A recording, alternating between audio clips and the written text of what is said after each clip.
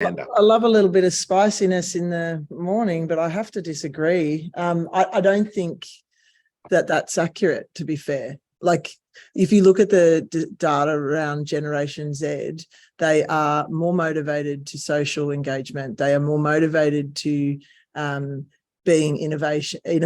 The data is that more than 40% of them will have their own business before they are 20. They are usually working on social enterprise and volunteering in their early teens.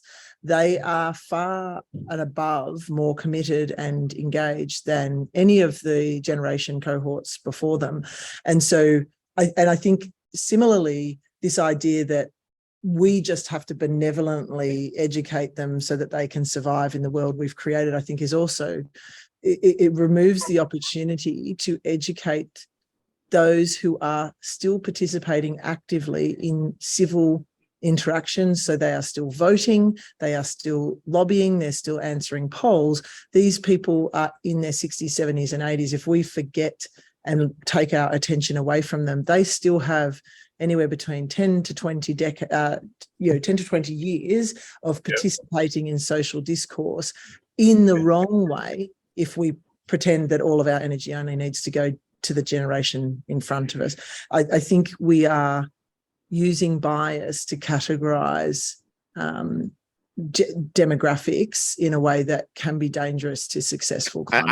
I think actually you and Mark are on the same page, but Mark, just share with us what we are very well. I separate out the two problems. When it comes to the young people, I'm very much in agreement with you about what the statistics show and what these people say they want to have. Where I fault us, essentially, is that we have given them almost no ways to use that innovation other than what we did in our generation: start some companies, do this, NGOs, all that kind of thing. And a good example that I will use of that, and you can tell me what you think, Olympia, is Greta Thunberg. Right now, Greta is the most committed young person you can imagine. She wants to make all these changes. She started out doing what her parents did, demonstrating in the rain. She did what we did, mass media. She spoke to the UN. She spoke to the world. She got almost nowhere. She started using some technology. She got Fridays for Future, people in a few countries to go on strike for a few Fridays, young people. What she could do with the connections that she has now, and I'm not saying she should, but she could get every person in school in the entire world to go on strike permanently until something happened with the climate that everybody agreed was a good thing. And that would disrupt the whole world if kids just said, I'm not going to school anymore. And okay, well, Olympia, what do you think of that? I think she did. They are. Like, their school strike for climate is ongoing. They continue to strike. But not every day, everywhere. But I don't mean one day. I mean everywhere, ever.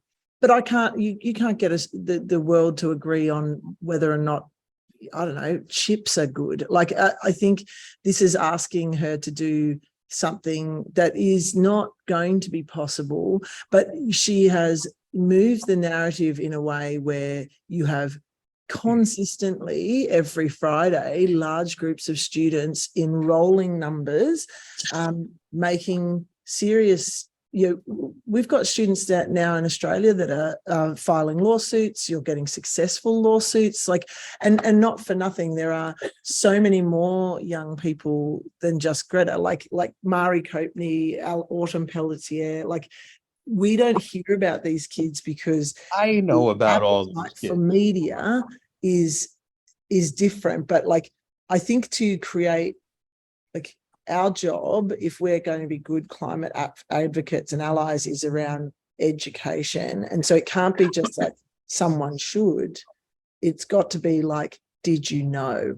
Because the more we can drive that narrative, then people will join these movements in their own regard. But I think that my criticism was to the statement that the young people aren't doing anything, only Greta is. And that I get that was hyperbole, but I think we are in charge of what we are in charge of the world at the moment, Gen X and up.